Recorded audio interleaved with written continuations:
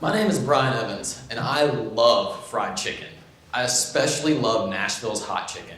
You give me some Hattie B's or some Prince's, ooh-wee, it's finger-licking good.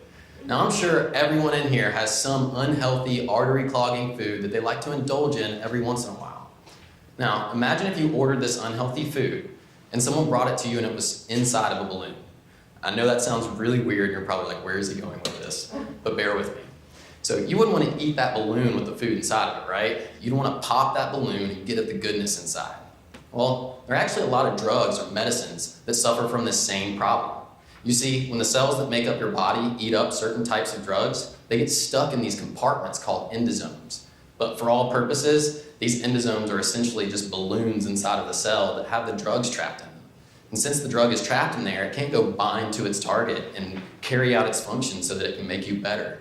And on top of that, the inside of these balloons actually becomes really acidic, which degrades the drug so that it no longer has an effect. So that brings us to my thesis, where I hypothesized that by mixing these drugs with a material that can pop these balloons, that we can make the drugs more effective. But it's not that simple. You can't just go pop open everything inside of a cell. That would be really bad. So you need something that's specific for these acidic compartments. And I found that we can combine these drugs with a very special material that responds only in these acidic environments by metaphorically whipping out a needle and popping those balloons. Now, speaking of artery clogging foods, I decided to test this balloon popping approach as a way to treat heart disease. Heart disease is the #1 killer in the world. Actually, 1 in 3 of you here in this room will die of heart disease. There are a lot of risk factors for heart disease. Genetics, smoking, leading a sedentary lifestyle, and eating lots of high-fat, artery-clogging foods like fried chicken.